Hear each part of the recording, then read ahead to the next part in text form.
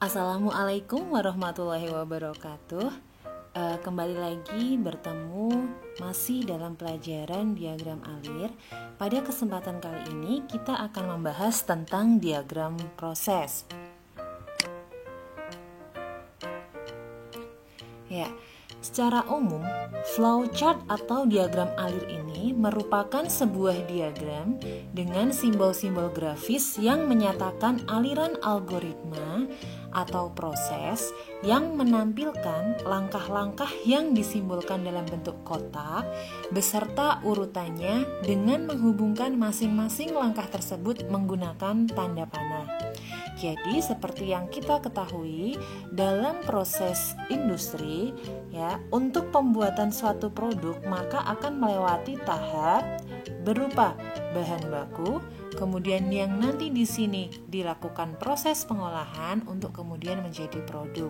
Nah, di sini kita akan menyederhanakan proses yang terjadi dalam bentuk diagram proses.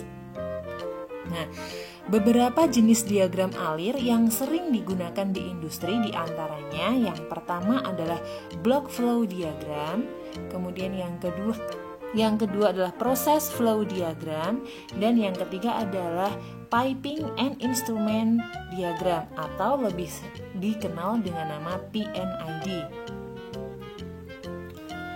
Nah, untuk penjelasan mengenai block flow diagram sendiri atau BFD, nah di sini BFD ini menggunakan blok-blok yang berbeda untuk melambangkan unit operasinya. Kemudian BFD digunakan untuk mengkomunikasikan gambar mengenai proses atau untuk membantu perhitungan sederhana. Jadi seperti yang sudah pernah saya sampaikan bahwasanya penggambaran diagram alir maupun diagram proses ini sejatinya adalah untuk menyederhanakan proses atau penggambaran yang rumit dari suatu industri. Kita sederhanakan dalam bentuk simbol-simbol sehingga pembacaannya menjadi lebih mudah ya. Nah, untuk yang pertama di sini block flow diagram, kalian contohnya bisa lihat pada gambar yang ada di sebelah kiri. Jadi di sini ada urut-urutan langkah ya, proses yang digambarkan dalam bentuk blok-blok atau kotak-kotak di setiap tahapan prosesnya. Ini adalah penjelasan untuk block flow diagram. Kemudian yang kedua yaitu proses flow diagram. Sedikit berbeda dengan BFD, maaf. Jadi pada proses flow diagram ini menggunakan simbol-simbol tertentu untuk melambangkan operasi dan peralatan yang berbeda di dalam proses. Ya, kalau kalian perhatikan di sini, kalian bisa melihat bahwasanya ada beberapa simbol khusus ya yang nanti kita bisa gunakan di dalam menggambarkan PFD atau proses flow diagram. Berbeda ya, kalau tadi BFD kita lebih menggunakan simbol-simbol kotak atau bentuk ya. Sementara untuk yang PFD ini simbolnya tertentu.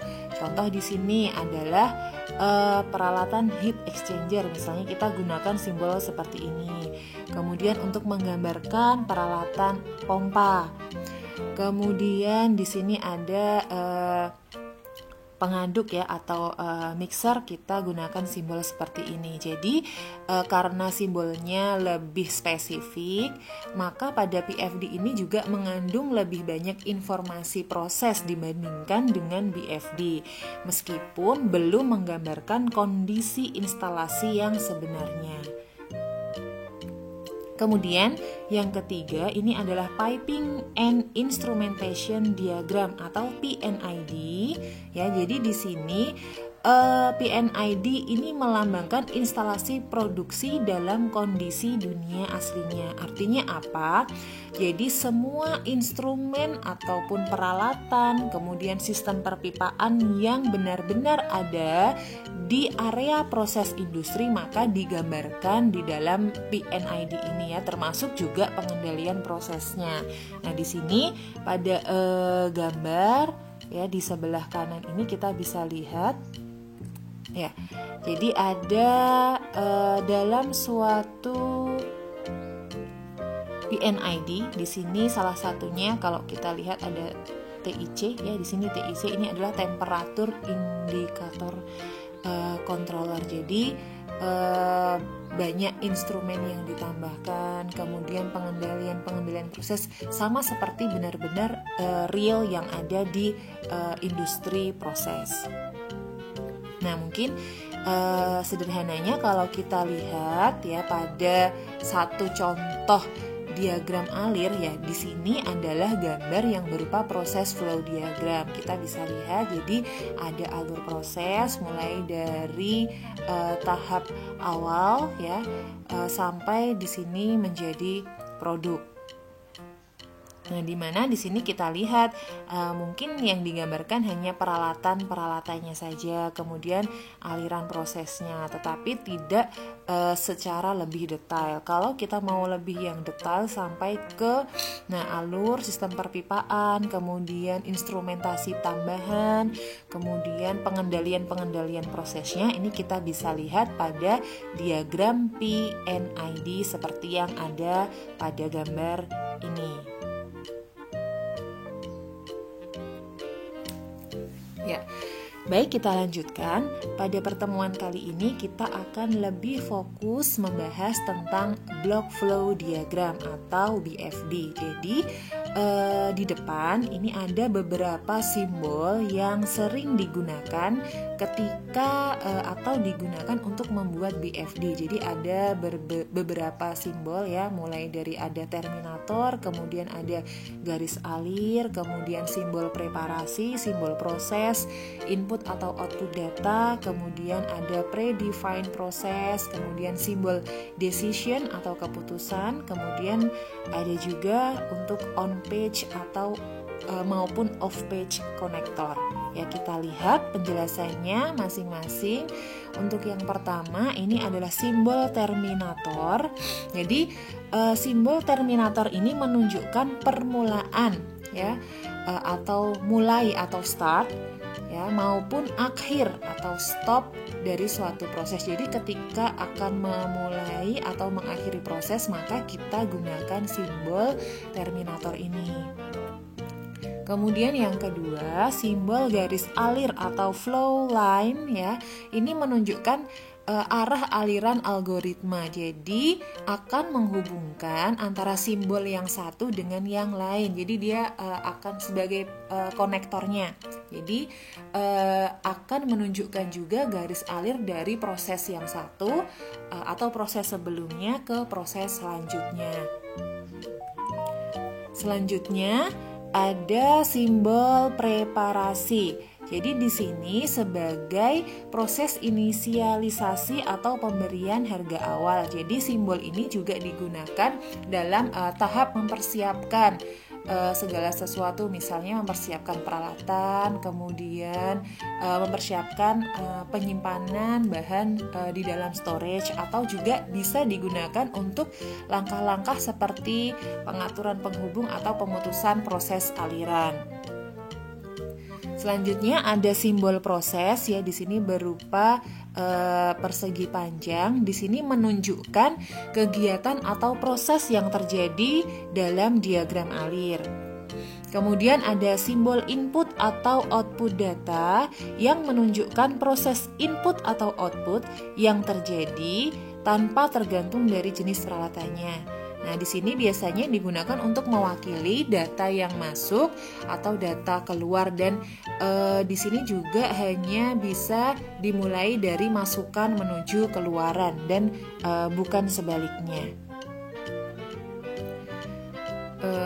Kemudian untuk predefined process atau simbol subprogram di sini digunakan untuk menunjukkan pelaksanaan suatu bagian atau prosedur atau subproses. Jadi misalnya di dalam suatu diagram alir terdapat suatu proses yang perlu penjelasan lebih rinci. Nah, di sini maka digunakan simbol ini.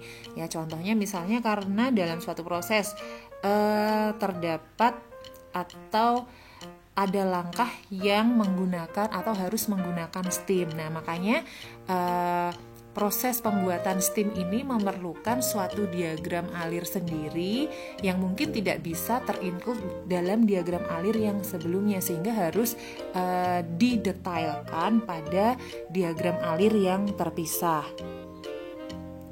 Selanjutnya ada simbol decision atau keputusan. Di sini digunakan untuk memilih proses atau keputusan berdasarkan kondisi yang ada.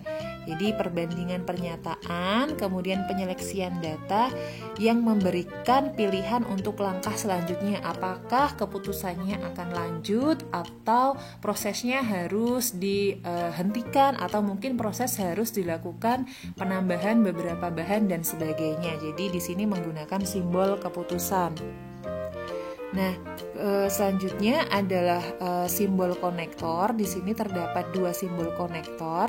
Yang pertama adalah on-page konektor, di mana simbol ini digunakan untuk menyederhanakan hubungan antar simbol yang mungkin yang posisinya agak berjauhan atau mungkin sedikit rumit sehingga tidak bisa lanjut, tetapi di sini masih dalam satu halaman. Sementara untuk yang off-page konektor, jadi ini sama fungsinya seperti on-page konektor, tetapi off-page konektor menghubungkan simbol dalam halaman yang berbeda. Nah, mari kita lihat bersama contoh dari suatu penggambaran diagram alir ya. Dalam hal ini mungkin saya akan ambil contoh yang sederhana pada proses pembuatan kue ya di sini. Jadi mulai dari start ya, jadi diawali dengan tadi tanda terminator atau simbol terminator ya di awal, kemudian maupun di akhir. Kemudian di sini kita lanjutkan dengan penyiapan alat dan bahan sebagai inisiasi tadi ya. Kemudian masuk ke tahap selanjutnya, yaitu di sini menampilkan komposisi dari bahan yang akan digunakan. Ya, selanjutnya kita masuk pada proses dari pembuatan atau pengolahan itu sendiri, mulai dari di sini ada proses pengocokan, kemudian penambahan beberapa bahan, kemudian dilanjutkan proses selanjutnya ya, yang kita bisa lihat di sini untuk setiap tahapan proses ini dihubungkan dengan garis hubung ya berupa tanda anak panah. Nah, kemudian kita bisa lihat di sini ya. Di sini ada simbol tadi yang bisa kita sebut sebagai on-page konektor. Jadi karena di sini terputus, kita lanjutkan di sampingnya, tetapi harus kita berikan tanda konektor ya berupa on-page konektor karena masih dalam satu halaman. Kemudian lanjut ya ke proses selanjutnya sampai di sini. Nah, setelah proses penambahan choco chips, kemudian dipanggang, tunggu dan lihat. Nah, di sini kita masuk pada simbol decision atau keputusan. Jadi tadi ya. Nah, di sini yang nantinya akan ya membantu kita untuk memutuskan apakah proses ini bisa lanjut ke tahap selanjutnya ataukah jika tidak maka di sini harus mengulang ke tahap tertentu. Kalau dalam hal ini karena keputusannya adalah sudah matang atau belum. Kalau misalnya belum atau tidak, artinya kita kembalikan ke tahapan sebelumnya, yaitu harus dipanggang dulu, kemudian ditunggu beberapa saat dan dilihat kembali. Jika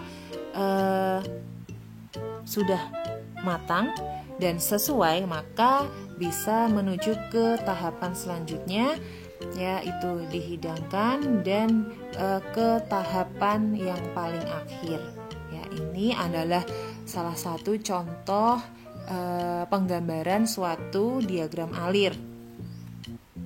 Kemudian ini ada satu contoh sederhana lagi. Jadi blok diagram sederhana pada pembuatan kecap ya, sama untuk setiap awal dan akhir proses kita mulai dengan simbol terminator. Kemudian di sini proses yang terjadi ya, karamelisasi, pendidihan, penyaringan, pendinginan dan pengemasan. Nah, mungkin bisa diperhatikan di sini ada pada tahap pengemasan ini ada penambahan atau penggunaan botol plastik berupa saset. Jadi kenapa di sini juga tombol simbolnya sebagai simbol terminator atau simbol mulai, karena memang pada pengemasan ini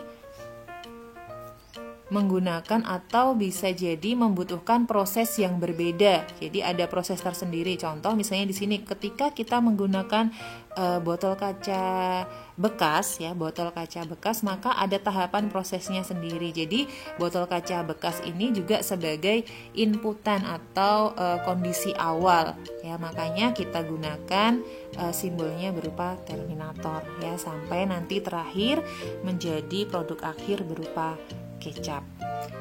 Demikian penjelasan tentang blok diagram ya, sederhana, atau tadi kita fokus pada pembahasan tentang blok flow diagram.